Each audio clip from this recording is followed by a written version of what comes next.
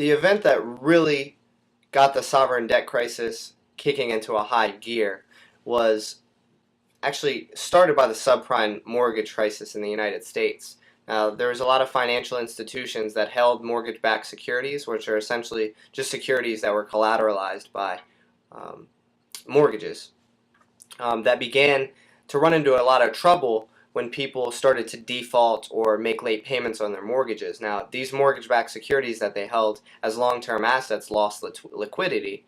So when they started to lose value, they could not turn these assets into cash and continue to operate. Um, this was kind of brought to a head when Lehman Brothers collapsed in 2008. Now, when Lehman Brothers collapsed, it spurred a global banking crisis. Banks stopped lending to each other because they were so worried about this risky business that all these banks had been involved in, not only on the behalf of Lehman Brothers in the United States banks, but overseas as well. Now, in response to this, world governments announced massive stimulus packages, some amounting to up to 12% of gross domestic product, to try to get these economies going again and get people spending in the face of this global banking crisis. And this just accumulated more and more debt. Essentially what they were doing was fighting the debt crisis, because again, the mortgage crisis, the subprime mortgage crisis, was also a result of debt. Now they were fighting this debt crisis with more and more debt and more spending, which in theory wasn't a bad thing, but it would lead to more and more problems for the world's economy. In the wake of the global financial crisis, investors began to really worry about these nations that had undertaken so much debt. On December 7, 2009, Standard & Poor's lowered Greece's debt rating to A-. Now, this was really representative of how much the investors in the markets were worried about Greek debt. When this happened, bond spreads, which basically measured the difference in interest rates yields between Greek 10-year bonds and that of the German Bund, which was the measure of stability for the European bond market, similar to the United States T-bill. Now these spreads began to rise, which means as interest rates on Greek debt went up, that meant that the risk on Greek debt went up, and investors began to sell it. They couldn't issue any more debt, and they struggled as a result of this.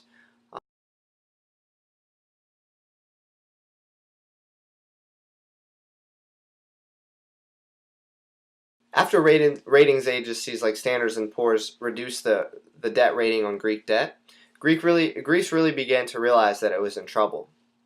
But there was no signs from the other Euro area nations that it was willing to help out.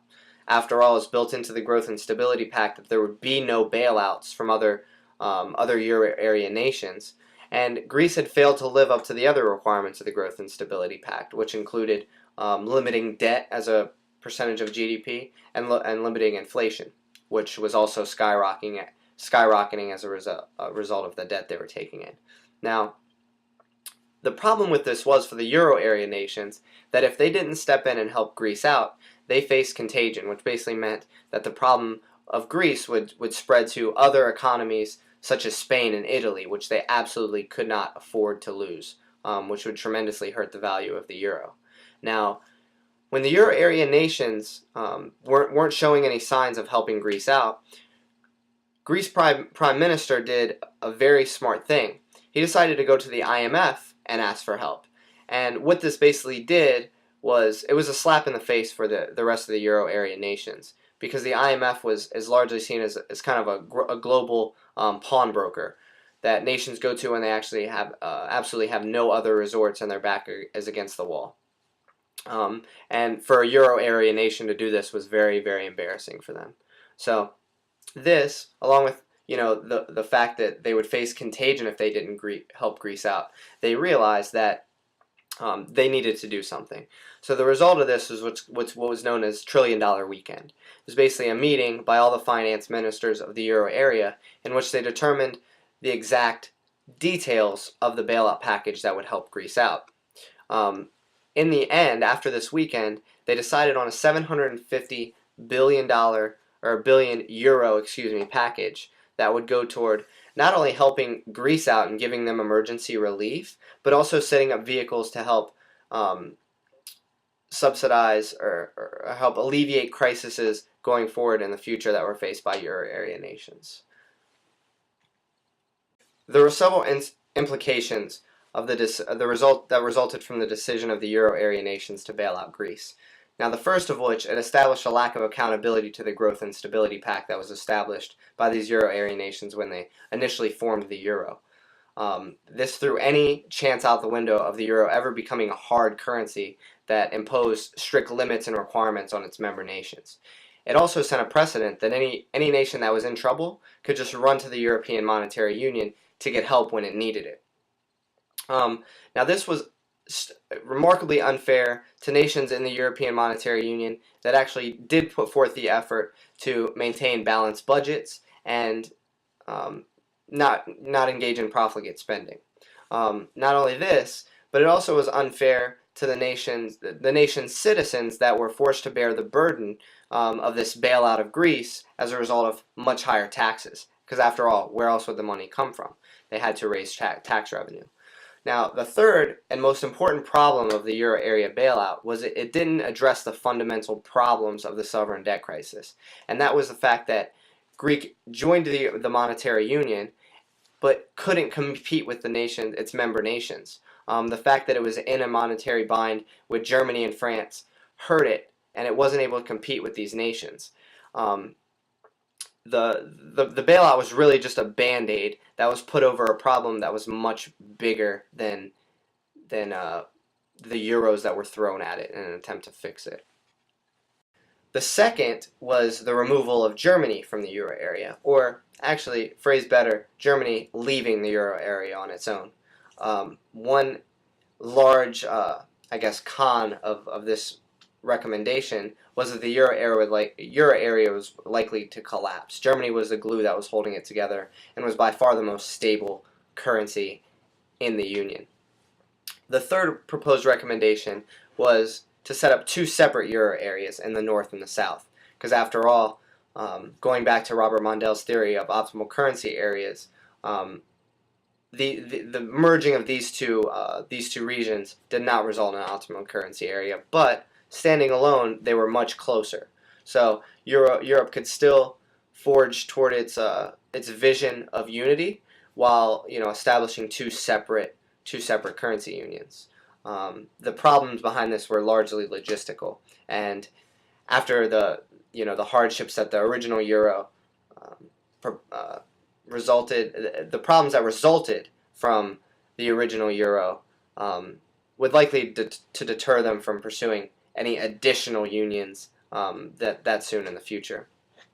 And the fourth proposed recommendation was that the nations could all just return to their individual currencies and undo the euro altogether, which is also unlikely because of all the effort that went into creating it. And also, when you take the currencies all out of the euro, they would sharply devalue as compared to all the other world's currencies, and they would really face an uphill battle in terms of getting back on their feet again. Now, there are a couple countries that obviously would be okay with doing so, namely the northern nations. But again, this isn't the best course of action.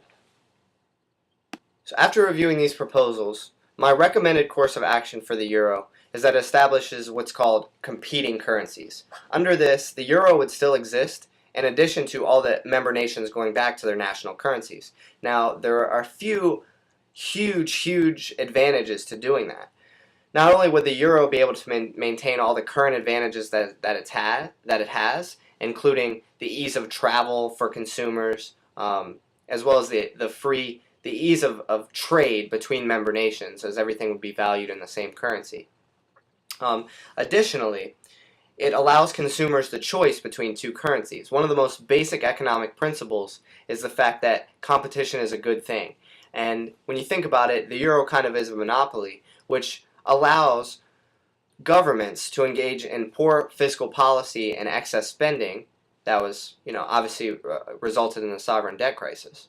Now, if citizens had a choice of which currency to use, it would kind of give governments an additional accountability to making sure that they ran their governments and their economies the right way, as to ensure that their currency would be used by their citizens, and that would be valuable to their citizens and reliable in their eyes. And the third is it would allow the weaker nations to ease their way into the euro. So this is very, very important, because Europe has obviously already showed that it's very, very committed to the euro, and it's very, very committed to European unity. And this would basically allow those smaller economies to grow into it. And even though they couldn't compete with the likes of Germany and France at the onset, it would allow them to establish industries, establish good consumer markets, and essentially work their way into it. And if it never happened, it never happened. There was no harm done. Finally, we're going to examine the potential long-term effects of the sovereign debt crisis. The first is the question of accountability for ratings agencies. We saw how big of a role the rating agencies played in the sovereign debt crisis, because as soon as they issued their opinions, Greek debt, interest yields in Greek debt skyrocketed, and essentially the value of their debt decreased significantly. The second was we're going to see austerity measures, the likes of which we've never seen before, by all the involved nations. Now, this doesn't mean they're going to cut spending and reduce taxes dramatically right away, but the debt crisis should, and I think has, gave them an idea of how dangerous the accumulation of debt is to their growth in their economies. And I think there will be much more of a push for balanced budgets and balanced spending going forward in the future. The third is the potential rise of the Eastern or developing nations. Now, while the United States and Europe embarked on huge spending initiatives in which they imported tons of goods that were imported from these developing nations were obviously developing very strong industries and strong currencies of their own. So as the Western nations reduce spending, it will give an opportunity for these Eastern developing economies to develop consumer markets of their own and grow as world powers. Which kind of leads me to the fourth point, which is the potential for the rise of a new reserve currency. Now, when the euro started to deplete in value and people started to question the reliability of the euro, there were signs that a lot of people were selling their euros to go back to the dollar in terms of their long-term investments. This is not only individuals, but the countries and whole nations as well. And in doing so, they went back to the dollar, despite the fact that there was still doubt of the dollar in these investors' minds. The American government is still, to this day, in deep, deep debt.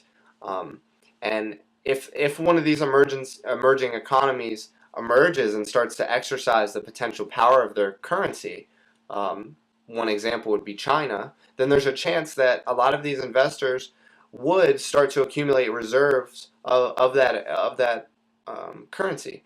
And while it wouldn't replace the dollar or the euro overnight, it could be a long-term trend that results in this.